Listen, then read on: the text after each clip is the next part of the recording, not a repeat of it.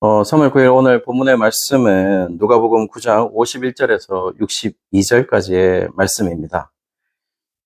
오늘 본문은 참 특이한 말씀입니다. 누가복음에서 아주 중요한 본문이라고 할 수 있겠죠. 그리고 지금 누가복음 저자는 예수님이 지금 예루살렘으로 향하고 있는 길이라는 것을 설명하고 있고, 이 예루살렘으로 가는 길에서 누가복음 19장까지 이어지는 본문입니다. 특별히 누가복음 저자는 이 본문, 그러니까 지금 오늘부터 시작하는 9장 51절에서 62절부터 시작되는 이 본문에서 누가복음 19장까지 3분의 1도 넘는 상당한 부분의 이 양을 차지하면서 이렇게 기술을 하고 있거든요. 그렇다면은 누가복음은 다른 공간복음서보다는 이 부분을 가장 많이 차지하면서 기록했다는 것은 누가복음의 저자가 이 부분에 굉장히 초점을 두고 있다, 이렇게 말할 수 있겠죠. 오늘 본문에 보시면은 두 부분으로 나눠져 있습니다. 이 두 부분이 사마리아, 예루살렘으로 가다가 예수님이 사마리아를 방문하는 장면이고, 그 다음에 그 사마리아를 방문한 그 장면 뒤에는 특별하게 제자도에 관한 문제가 나오고 있습니다.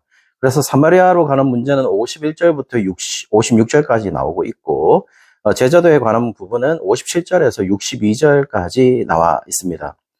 그리고 더 특이한 것은 51절부터 56절까지 나와 있는 이 사마리아 방문하는 것이 이 누가복음에서만 기록이 되어 있다는 것이죠. 자, 그러면 첫 번째 부분을 한번 보시면은, 첫 번째 부분에는 이 사마리아로 가는 길인데요. 51절에 예수님이 승천하실 날짜가 가까웠다, 이렇게 돼 있고, 예루살렘으로 올라가기로 결심하셨다라는 부분이 51절에 기록이 되어 있습니다. 52절에 보시면은 이제 예루살렘으로 가기 전에 사마리아를 통과하시거든요. 그러면서 그 통과하는 여행 경로를 이야기를 하고 있고, 사자를 먼저 앞서가서 예수님을 위하여 준비시켰다, 이런 얘기가 나와 있습니다. 그 다음에 53절에 보시면 사마리아 사람들이 이 최종 목적지가 예루살렘이라는 것을 알았기 때문에 예수님과 제자들을 받아들이지 않았다라는 이야기가 기록이 되어 있죠. 그리고 54절에 보시면은 이런 사마리아 사람들에 대해서 제자들이 굉장히 화가 났는 것으로 보이고, 특별히 야고보와 요한은 이 사람들을 하늘에서 불을 내려가지고 모두 태워 멸하십시오 라는 얘기까지 하게 되는 것이죠. 그러면서 55절과 56절에서는 예수님이 이 제자들의 반응에 대해서 굉장히 꾸짖고, 그 다음에 다른 마을로 가신다라는 것으로 첫째 부분을 마무리를 합니다.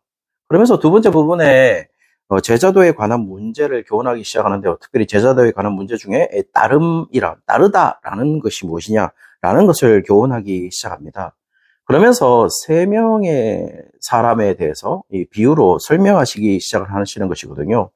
보시는 것과 같처럼 첫 번째 사람이 57절부터 58절까지 나와 있고, 두 번째 사람이 59절부터 60절까지 나와 있고, 세 번째 사람이 61절부터 62절까지인데요. 보시면은 어디든지 가면 나가 따르겠습니다 라고 얘기를 하니까 그러니까 예수님이라기보다는 스승이죠. 스승이 되는 자가 여도 굴이 있고 공중에 새도 칩이 있으되 인자는 머리 들 곳이 없다라고 얘기를 합니다. 두 번째 경우는 먼저 따르라 라고 스승이 얘기를 하는 것이죠. 그러니까 이 두 번째 사람의 경우에는 내 아버지를 장사를 지내고 가게 해주십시오 라고 얘기를 하는데, 그러자 죽은 자들로 자기의 죽은 자들을 장사하게 하고 너는 가서 하나님 나라를 전파하라 라고 얘기를 하는 것이죠.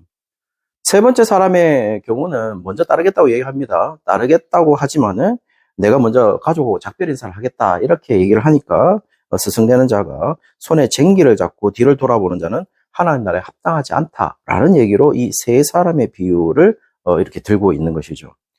자, 보시면 오늘 이 세 사람의 종류를 보시면 이 본문을 얘기하면서 도대체 무슨 얘기를 하고 있는 것일까요? 특별히 우리 본문은 이 예루살렘으로 가는 여행의 첫걸음을 이제 표시를 합니다. 누가가 가장 많이 차지하는 부분에서 이 예루살렘으로 가면서 사실은 이 사마리아의 일을 기록하고 있는 것이거든요. 방금 전에도 말씀드렸다시피 이 사마리아 기록은 이 누가복음만이 이 기록을 하고 있습니다. 그리고 누가만이 이 사마리아라는 이 지명을 언급함에 있어가지고 조금 특이한 상황이 왜 특이하냐면은, 마태복음에는 마태복음 10장 5절에 보시면은 예수님께서 열두를 내보내시면서 명하되 이방 길로도 가지 말고 사마리아인의 고을에도 들어가지 말라고 얘기를 하셨거든요. 그런데 지금 누가는 지금 사마리아로 예수님이 가시고 있는 것이거든요. 그러면서 이제 왜 예수님이 걸로 가시냐라는 이유를 밝히십니다. 그 이유가 뭐냐 하면은 예루살렘으로 예수님이 가기 위해서 작정하셨기 때문에 사마리아를 들린다라고 얘기를 하고 있고, 더 기막힌 말씀은 조금 더 본격적인 이유는 뭐냐라고 얘기를 하신다면은 예수님이 승천할 날이 다가왔다 이렇게 얘기를 하는 것입니다. 성도님들, 이 승천한 날이 가까웠다는 말은 무슨 의미로 들리십니까? 사실은 승천했다는 말이 아주 고귀하게 하늘로 올라가라는 말이 참 아름답게 들리고 좀 최고의 고상한 표현으로 들리겠지만, 사실은 예수님이 이 승천하시기 위해서 승천하신 날짜가 다가왔다라는 말은 사실은 예수님의 죽음의 날짜가 다가오고 있는 것이죠. 더 좀 노골적인 표현을 한다면은 예수님은 죽으러 가신다라고 지금 말하고 있는 것이죠. 다시 말씀드리면 이런 겁니다. 예수님이 죽으러 가기 위해서 예루살렘으로 간다라는 것으로 표현되어 있다는 것이죠. 따라서 누가복음의 저자는 지금 예수님이 예루살렘으로 가는 최고의 표현으로서는 승천을 할 날짜가 가까웠기 때문에 간다고 말씀하고 있지만, 사실은 예수님은 죽음의 날짜가 다가오기 때문에 글로 가고 있는 것이죠. 특별히 예수님의 죽음이라든지 부활이라는 승천은 다 하나님의 계획에 있지 않습니까? 노골적으로 그 죽는다, 그리고 십자가의 죽음이라든지 부활이라든지 승천은 예수님의 표현에 비를 잊으면 다 하나님의 계획으로 얘기하고 있거든요. 그럼으로써 지금 예수님은 마음을 굳건히 하고 그 계획에 맞추어서 지금 가고 있다, 이렇게 말씀드릴 수 있을 것 같아요. 그러면서 이 일을 하면서 사실은 제자들의 반응이 나오고, 특별히 사마리아 사람들의 반응도 나오고 있는 것으로 보입니다. 사마리아 사람들은 결국 이것으로 예수님 가시기 때문에, 예수님이 예루살렘으로 가시기 때문에 받아들이지 못하는 현상이 일어났고, 사마리아 사람들이 받아들이지 못하는 현상을 보고 제자들은 굉장히 분노를 했던 것으로 보입니다.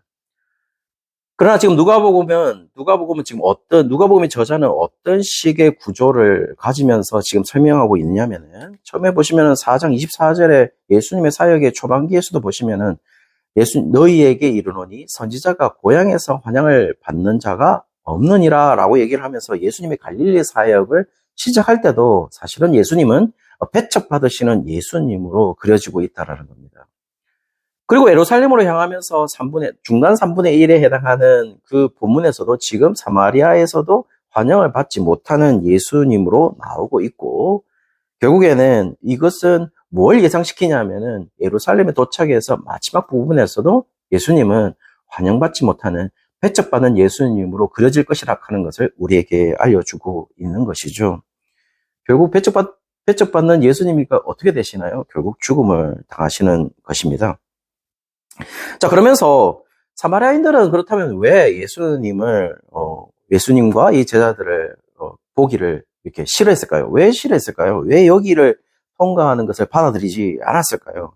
그 이유를 한 가지로 설명을 하고 있습니다. 오늘 본문에서는 그 이유는 결국에는 예루살렘으로 향하여 가시기 때문이다라고 얘기를 하고 있거든요. 보시면은 예루살렘을 향하여 가고 있다라고 얘기를 하고 있습니다. 자, 그렇다면 예루살렘으로 가는 것이 왜 사마리아 사람들이 받아들이지 못하는 이유가 되었을까요? 저는 그 이유는 아주 간단해 보인다는 겁니다. 그리고 충분히 예상이 되는 답입니다.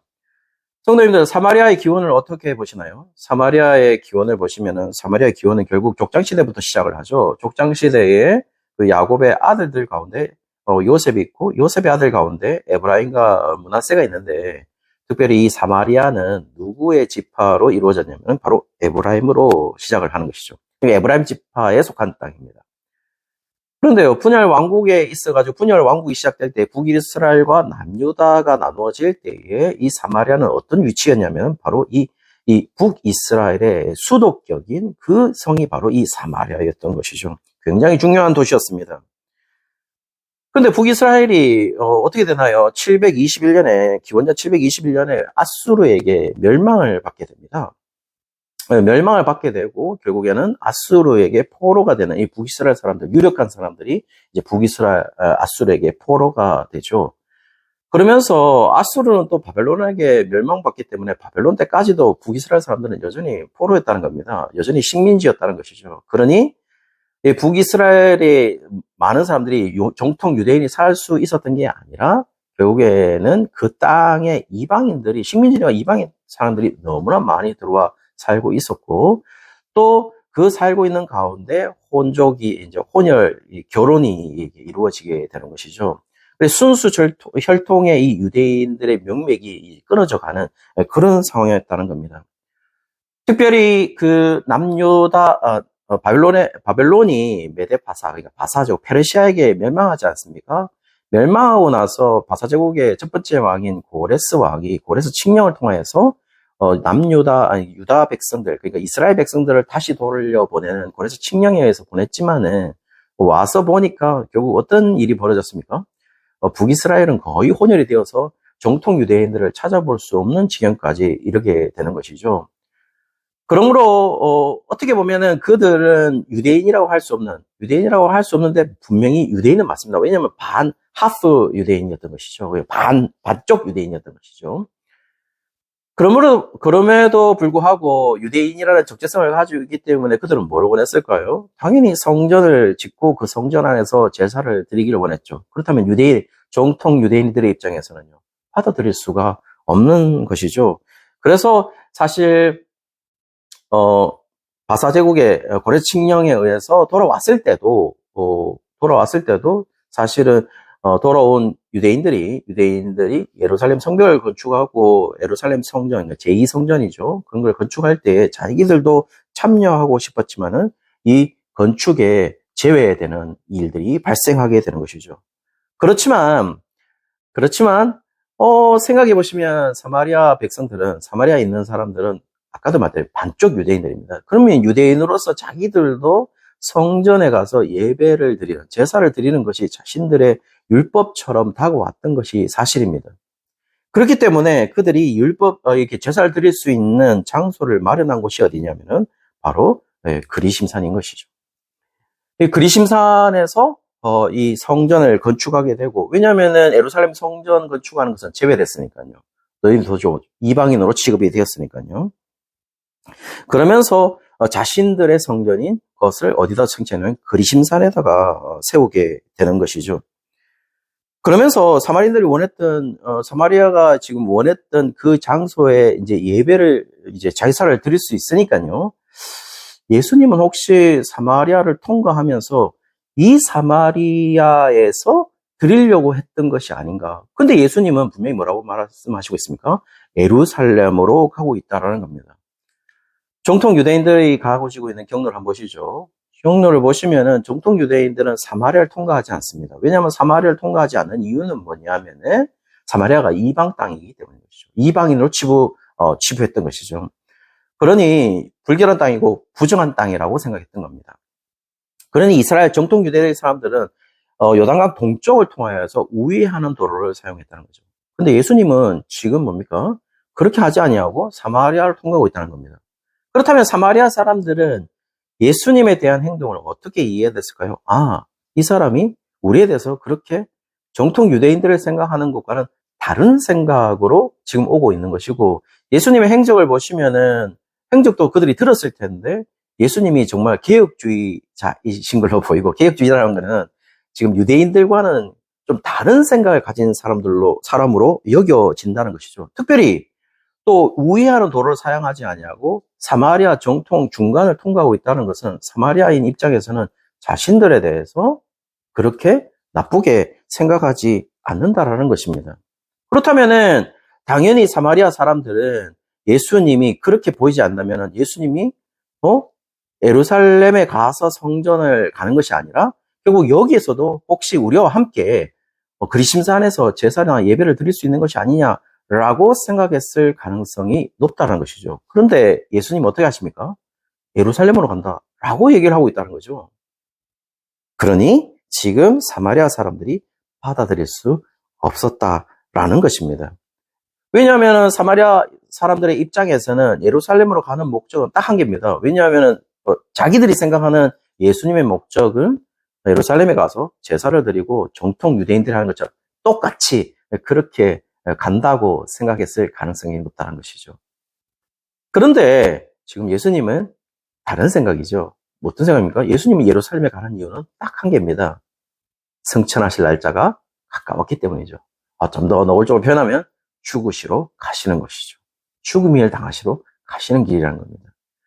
여기서 알 수 있는 게 뭐죠? 지금 보시면은 사마리아인들이 생각하는 예수님과 그리고 예수님 스스로가 생각하는 그 예수님과의 그 차이가 엄청나다는 사실을 지금 본문이 얘기해주고 있다라는 것입니다.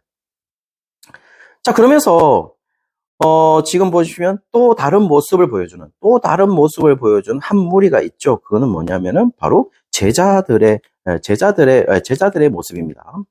제자들의 모습을 보시면은 제자들은 지금 제자들의 모습 야고보와 요한이 나오고 있고 이 야고보와 요한이 사마리아인들이 예수님을 호의적으로 받아들이지 않는 것에 굉장한 분노를 여기고 있다라는 것입니다. 그런데요, 이 분노를 여기는 것도 충분히 예상할 수 있는 태도라는 것입니다. 왜냐하면은 정통 유대인들이 가지고 있는 역사적 사실이 있거든요. 그 사실이 뭐냐 하면은 바로 이 사람입니다. 기원전 128년에 하스모니안 왕가가 오는데 하스모니안 왕가는 이제 마카비 전쟁을 통해서 마카비 전쟁이라는 말은 헬라화를 반대하는 그러니까 한마디로 전통 유대교를 지키려고 유대주의를 지키려고 하는 주다이즘을 지키려고 하는 그런 운동으로 하나님에 대한 열심으로 일어났던 것이 마카비 반란입니다. 그 마카비 반란으로 인해서 정통 유대인들의 왕조가 생기는데 그 왕조가 뭐냐면은 바로 이 하스모니안 왕가인 것이죠. 나중에 이제 하스모니안 왕가가 이제 조금 변질되면서 나중에 안티파터, 그냥 한마디로 유아살을 명령했던 헤롯의 아버지가 세워지게 되고, 그다음에 헤롯이 세워지면서 이 정통 유대인들의 이 왕조가 끊어지는 역사가 이루어지는 것이죠. 어쨌든 신구약 중간기 동안 이 요한 힐카누스 1세라는 자가 그러니까 하스모니안 왕가로서 유대 정통 왕입니다. 왕인데 이 사람이 기원전 128년에 사마리아에 있는 그리심산에 있는 사마리아 성전을 파괴를 합니다. 왜냐하면은 요한 힐카누스의 입장에서는 정통으로 유일신 하나님께 드릴 수 있는 곳은 예루살렘밖에 없다라는 것이죠. 그러니까 예루살렘 성전에서만 예배드려야 되는데 엉뚱하게 이방인이라는 자들이 하나님에게 예배를 드리는 곳을 저 그리심산에서 사마리아 사람들이 드리고 있으니까 그것을 파괴해버린 겁니다. 왜냐하면 이방인들이니까요. 그래서 그때부터 사마리아와 이 유대인, 정통 유대인과는 굉장히 반감이 쌓이게 되고, 어떻게 보면은 그때 파괴를 한, 역사를 통해서 이 사마리아 사람들을 짐승 취급하게 되고, 하급 민족 취급하게 되었다는 것입니다. 자, 그러면서 그런 역사적 사실 바탕으로 봤을 때 야고보와 요한이 사마리아 사람들이 예수님을 배척한다? 있을 수 없는 일이겠죠. 그리고 특별히 예수님을 바라보는 입장에서는 제자들은 이 예수님이 왕이시지 않습니까? 그럼 예수님은 왕이신데 사마리아인들이 도저히 배척하는 모습을 보인다? 도저히 용서할 수 없는 거죠. 그러니 야고보와 요한은 저들을 멸하십시오. 불을 내려서 멸하십시오. 이렇게 얘기를 하는 것입니다. 그러나 지금 예수님은 왕이신 것은 맞지만은 요한 힐카누스와 같은 왕은 아니신 것이죠. 왜냐하면 지금 예수님은 실제로 성천하시기 위해서 예루살렘으로 가고 있으니까요. 더 노골적으로 말씀드리면 예수님은 죽임을 당하시러 거기에 가고 있다는 겁니다. 지금 누구를 멸망시키기 위해서 예수님이 오신 게 아니라는 거죠. 예수님은 지금 목표가 뚜렷하고 예수님이 지금 무엇을 먼저 해야 되는지를 예수님은 알고 있다는 거죠. 그 하나님의 계획 가운데 자신은 죽으러 예루살렘으로 갔다는 겁니다. 자, 이에 대해서 제자들에게 어떻게 반응하시냐면은 제자들을 꾸짖습니다. 이 꾸짖다라는 단어가 에피티마오라는 단어이고 비난하다, 책망하다, 잘못을 지적하다는 단어입니다. 자, 이 단어가 자주 쓰이기는 하는데요. 어떨 때 자주 쓰냐면은 사단을 꾸짖을 때도 이 단어가 사용이 되어집니다. 그렇다면은 지금 엄청나게 꾸짖고 있는 거죠, 예수님이. 제자들을 향해서 말이죠.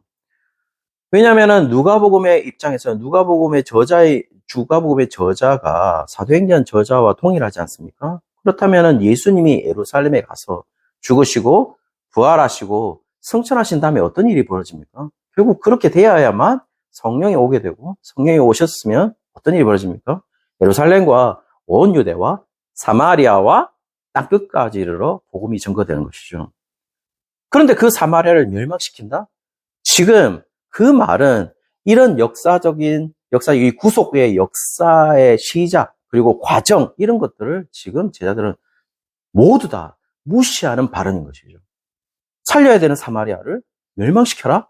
이거는 말이 안 되는 것입니다. 결국 이 말은 예수님이 무엇을 해야 되신지, 무엇을 하실 것인지에 대한 것을 전혀 알지 못한 채 제자들은 오해만 하고 있다라는 것을 알 수가 있는 것이죠.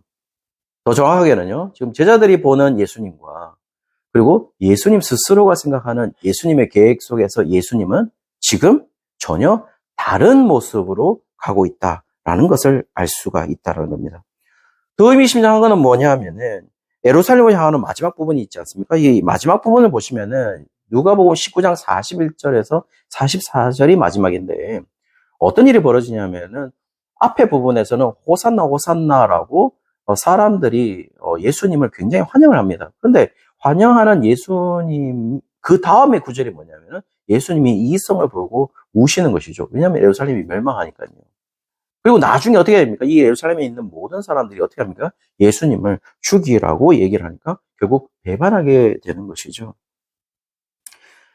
그러므로 지금 역사 속에서 이 누가복음에 있는 예루살렘을 향하고 있는 모든 것을 보시면은 결국 인간들이 보고 있는 예수님과 예수님 스스로가 생각하고 있는 예수님과는 너무나도 차이가 있는 것이고 그 차이에 의해서 인간들이 가지고 있는 예수님에 대해서 가지고 있는 계획과 그리고 예수님 스스로가 생각하는 하나님의 계획은 너무나도 거리가 멀게 느껴진다는 것입니다. 다시 말하면 예수님이 이런 거죠. 사마리아가 장차 복음의 확장으로 인해서 회복될 땅으로 여겨지는 것이지 제자들이 말하는 것처럼 불을 내려가 멸망할 땅으로는 볼 수 없다라는 것을 말한다는 것입니다. 결국 이후에 인간적인 계획을 염두고 있는 이 제자들에게 결국에는 제자란 무엇이냐, 제자들이 어떻게 하는 게 맞는데 라는 이야기로 권면하기 시작합니다. 지금부터 예수님은 제자들을 권면하면서 세 사람을 언급하기 시작합니다. 그 세 사람은 57절부터 58절까지 보시면은 나를 따르리다라고 나는 따르리다라고 먼저 얘기를 하고 그 스승되는 자는 여우는 굴이 있고 공중의 새도 집이 있으되 인자는 머리 둘 곳이 없다라는 표현을 하게 되죠. 두 번째 사람도 59절에 60절에 보시면은 어떻게 되어 있습니까? 먼저 스승이 먼저 따르라고 얘기를 하는데 아버지 장례가 있습니다 라고 얘기를 하고 죽은 자들이 자기의 죽은 자들을 장사하게 하고 너는 가서 하나님의 나라를 전파하라 이렇게 얘기를 합니다. 세 번째 사람은요, 세 번째는 주를 따르겠습니다 하지만은 작별 인사를 하게 해주십시오 가족에게 이렇게 얘기를 하는 것이죠. 그러면서 스승되는 자가 손에 쟁기를 잡고 뒤를 돌아보는 자는 하나님 나라에 합당하지 않다라고 얘기를 합니다. 그러면서 이런 얘기들 속에서 결국 이 따른다는 얘기가 결국 세 사람에게 다 나와 있죠. 이 따른다는 단어가 뭐냐면은 아콜루데오라는 단어입니다. 이 아콜루데오라는 단어가 뭐냐면은 알파, 그러니까 A라는 것과 그다음에 켈리오토스라는 이 길이라는 단어가 합성되어 있는 것입니다. 그래서 함께 간다는 것이죠. 하나의 길을, 최우선의 길을 가는 것이다. 이게 따르는 것이다. 라는 이 아콜루데오라는 의미라는 것이죠. 자, 그렇게 하면서 결국 첫 번째 사람의 경우는 뭘 말하냐면 최소한의 인간적인 어떤 여건이 보장되지 않는 것이 따르다는 것이겠죠. 왜냐하면은 지금 보시면은 내가 따르겠습니다 라고 하지만은 나는 지금 여우도 굴이 있고 공중에 새도 집이 있는데 인자는 머리 둘 곳이 없다라고 말하는 거 보면 최소한의 이 여건이 전혀 보장되어 있지 않는 것이 결국 따르는 것이다 라고 얘기하는 것입니다. 결국 내가 따른다는 것은 내 위치에서 다른 위치로 이동한다는 것인데 다른 위치로 이동했을 때에 우리는 보통 어떻게 합니까? 다른 위치로 이동할 때 내가 내 여건이 더 좋아지기 위해서 이동하지 않습니까? 그런데 지금 예수님을 따른다는 것은 뭘 말하는 것이냐면은 결국 최소한의 인간 여건이 보장되어 있지 않다라는 것입니다.